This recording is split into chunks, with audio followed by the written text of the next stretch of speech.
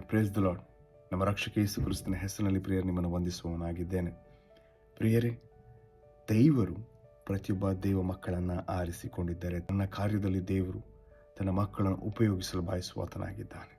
ಇವತ್ತು ಪ್ರಶ್ನೆ ಏನೆಂಬುದಾದರೆ, ಎಷ್ಟು ಜನ ದೇವರ ಕಾರ್ಯದಲ್ಲಿ, ದೇವರ ಸೇವೆಯಲ್ಲಿ, ದೇವರ ರಾಜ್ಯದ ಮಹಿಮೆಗಾಗಿ ಜೀವಿಸಲು ಬಯಸುವವರಾಗಿದ್ದಾರೆ? ದೇವರು ಕೊಟ್ಟ ಕಾರ್ಯವನ್ನು ಸ್ವೀಕರಿಸಲು ಯಾರು ಸಿದ್ಧರಾಗಿದ್ದಾರೆ ಎಂಬುದಾಗಿ ಅಲ್ಲವೇ? ಹಳೆ ಒಡಂಬಡಿಕೆಯಲ್ಲಿ ನೋಡುವುದಾದರೆ ಮೋಶೆಯ ಜೀವಿತ, ಅಬ್ರಹಾಮನ ಜೀವಿತ, ಯೆಹೋಶುವನ ಜೀವಿತ ನೋಡುವುದಾದರೆ, ಮಾತ್ರ ದಾವಿದನ ಜೀವಿತ, ಮಾತ್ರ ಹೊಸ ಒಡಂಬಡಿಕೆಯಲ್ಲಿ ನಾವು ನೋಡುವಾಗ ಯೇಸುವಿನ ಶಿಷ್ಯರ ಜೀವಿತ ಇವನ್ನ ನೋಡುವಾಗ ಪ್ರಿಯರೇ, ನಮಗೆ ಬಹಳಷ್ಟು ವಿಷಯಗಳು ತಿಳಿದು ಬರ್ತದೆ.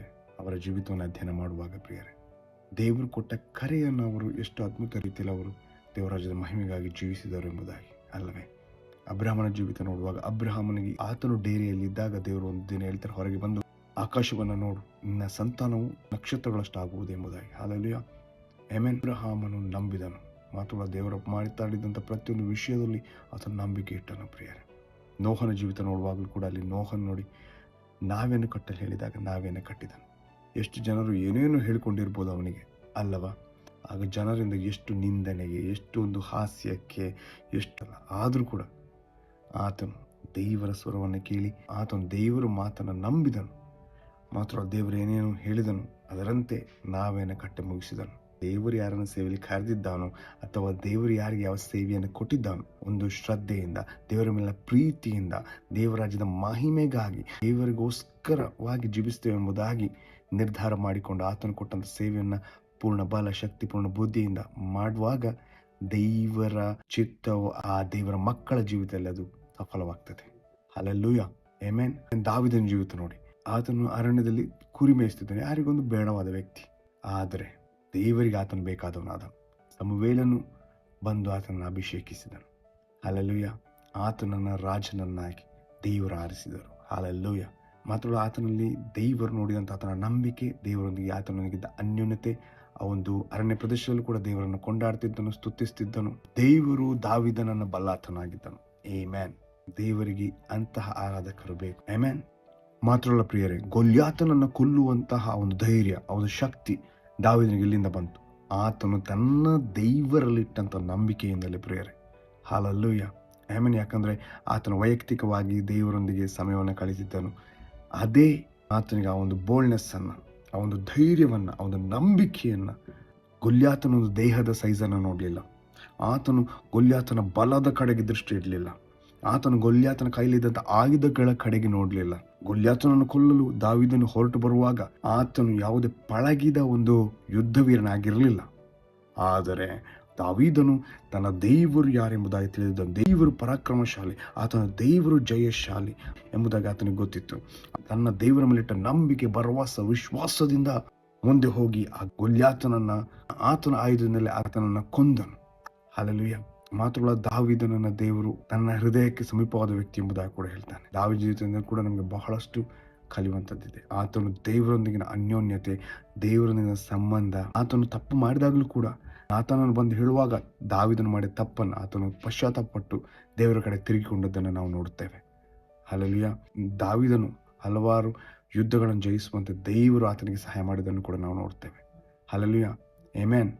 ದಿನನಿತ್ಯವಾದ ಒಂದು ಪ್ರೀತಿಯನ್ನು ನಾವು ದೇವರೊಂದಿಗೆ ಕಳೆಯುವಾಗ, ಸಂಬಂಧ, ದಿನನಿತ್ಯದ ಸಮಯವನ್ನು ನಾವು ದೇವರಿಗೆ ಕೊಡುವಾಗ, ದಿನನಿತ್ಯದ ಅನ್ಯೋನ್ಯತೆಯಲ್ಲಿ ದೇವರೊಂದಿಗೆ ನಾವು ಸಮಯವನ್ನು ಕಳೆಯುವಾಗ ದೇವರು ಕೂಡ ನಮ್ಮೊಂದಿಗೆ, ನಾವು ದೇವರೊಂದಿಗೆ ಆ ಒಂದು ಅನ್ಯೋನ್ಯತೆಯಲ್ಲಿ ಬಹಳವಾಗಿ ಬಲ ಹೊಂದಿ ಬಾಳುವಂತೆ ದೇವರು ಸಹಾಯ ಮಾಡ್ತಾನೆ. ದೇವರು ಮತ್ತು ನಮ್ಮೊಂದಿಗೆ ಸಂಬಂಧ, ಅದು ನಮ್ಮನ್ನು ದೇವರ ರಾಜ್ಯದ ಚಿತ್ತವನ್ನು ನೆರವೇರಿಸಲಿಕ್ಕೆ ಸಹಾಯ ಮಾಡ್ತದೆ. ಆಮೆನ್. ಹಲ್ಲೆಲೂಯಾ. ಹೊಸ ಒಡಂಬಡಿಕೆಯಲ್ಲಿ ನಾವು ನೋಡ್ತೇವೆ ಪೌಲನ್ನು ನೋಡುವಾಗ ಪೌಲನು ಮತಾಂಧನಾಗಿದ್ದನು. ಆತನ ಬಗ್ಗೆ ನಮಗೆ ಗೊತ್ತಿದೆ ಅಲ್ಲವೇ? ಆದರೆ ಯಾವಾಗ ಆತನಿಗೆ ಕ್ರಿಸ್ತನ ಎನ್ಕೌಂಟರ್ ಆಯಿತು ದಮಸ್ಕಕ್ಕೆ ಹೋಗುವ ಮಾರ್ಗದಲ್ಲಿ, ಅಲ್ಲಿಂದ ಆತನ ಜೀವಿತ ಬದಲಾಯಿತು. ಹಲ್ಲೆಲೂಯಾ. ಕ್ರಿಸ್ತ ವಿರೋಧಿಯಾಗಿದ್ದ ಆತನು ಕ್ರಿಸ್ತನನ್ನು ಪ್ರೀತಿಸುವಂತನಾದನು, ಕ್ರಿಸ್ತನಿಗೋಸ್ಕರ ಜೀವಿಸುವಂತನಾದನು. ಹಲ್ಲೆಲೂಯಾ. ಮಾತ್ರವಲ್ಲ, ಹೊಸ ಒಡಂಬಡಿಕೆಯಲ್ಲಿ ನೋಡ್ತೇವೆ ನಾವು, ಹೊಸ ಒಡಂಬಡಿಕೆಯ ಹಲವು ಪುಸ್ತಕಗಳನ್ನು ಆತನು ಬರೆದಾತನಾಗಿದ್ದಾನೆ. ಕ್ರಿಸ್ತನ ರಾಜ್ಯದ ಮಹಿಮೆಗೆ ಆತನು ಹಲವಾರು ಅದ್ಭುತವಾದ ಸೇವೆಯನ್ನು ಮಾಡಿದಾತನಾಗಿದ್ದಾನೆ. ಆಮೆನ್. ತನಗಿದ್ದಂತೆಲ್ಲ ಪೊಸಿಷನನ್ನು ಬಿಟ್ಟು ಕ್ರಿಸ್ತನನ್ನು ಹಿಂಬಾಲಿಸುವನಾತನು, ಕ್ರಿಸ್ತನಿಗೋಸ್ಕರ ಜೀವಿಸುವನಾತನು.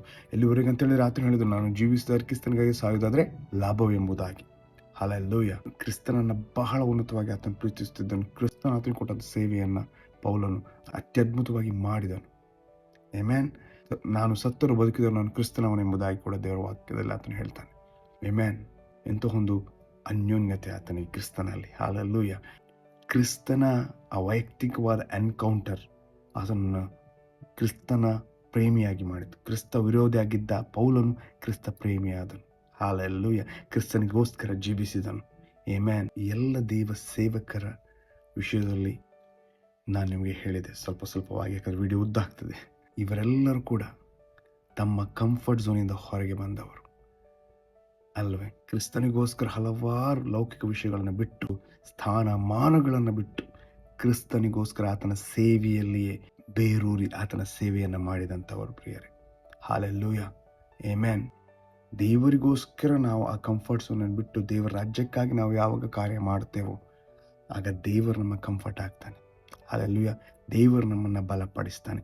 ದೇವರು ನಮ್ಮನ್ನು ಆತನ ಅಪ್ಪಿಡಿದು ನಮ್ಮನ್ನು ಪ್ರೀತಿ ಮಾಡುವವನಾಗಿದ್ದಾನೆ. ದೇವರು ನಮ್ಮನ್ನು ಆತನ ಒಂದು ಜೀವ ಸತ್ಯ ಮಾರ್ಗದಲ್ಲಿ ನಡೆಸುವ ಆತನಾಗಿದ್ದಾನೆ. ಹಲ್ಲೆಲೂಯ. ಮತ್ತು ಆತನ ಸಮಾಧಾನದಲ್ಲಿ ನಾವು ಲೀನವಾಗಿ ನಡೆಯುವಂತೆ ನಮಗೆ ದೇವರು ಕೃಪೆ ಕೊಟ್ಟು ನಡೆಸ್ತಾನೆ. ಯಾಕಂದರೆ ಆತನು ಕೊಡುವಂಥ ಸಮಾಧಾನ, ಆತನು ಕೊಡುವಂಥ ಸಂತೋಷ ಅದು ಬೇರೆ ಲೋಕದಲ್ಲಿ ಬೇರೆ ಎಲ್ಲಿಯೂ ಸಿಗುವುದಿಲ್ಲ. ಹಲ್ಲೆಲೂಯ. ಆತನು ಮಾಡುವಂಥ ನಮ್ಮನ್ನ ಪ್ರೀತಿ ನಿಷ್ಕಪಟವಾದ ಪ್ರೀತಿಯಾಗಿರ್ತದೆ. ಹಲ್ಲೆಲೂಯ. ಆಮೆನ್.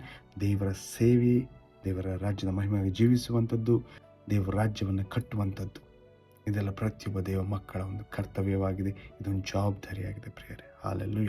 ಆಶೀರ್ವಾದದಾಯಕವಾದಂಥ ಒಂದು ಕಾರ್ಯವಾಗಿದೆ. ಹಲ್ಲೆಲೂಯ. ಪ್ರಿಯರೇ, ದೇವರ ರಾಜ್ಯವನ್ನು ಕಟ್ಟುವ, ಸತ್ಯವೇದ ಅಧ್ಯಯನ ಮಾಡುವ, ವಾಕ್ಯದ ಗೂಢಾರ್ಥಗಳನ್ನು ತಿಳಿದುಕೊಳ್ಳುವ, ವಾಕ್ಯದಲ್ಲಿ ಜೀವಿಸುವ, ಕ್ರಿಸ್ತನಿಗಾಗಿ ಬಾಳುವ ಪ್ರಿಯರೇ. ಹಲ್ಲೆಲೂಯ. ಕ್ರಿಸ್ತನ ರಾಜ್ಯವನ್ನು ಕಟ್ಟುವ. ಆಮೆನ್. God bless you. ಯೇಸು ಕ್ರಿಸ್ತನು ಹೆಸರಲ್ಲಿ ನಿಮ್ಮನ್ನು ಆಶೀರ್ವದಿಸ್ತೇನೆ.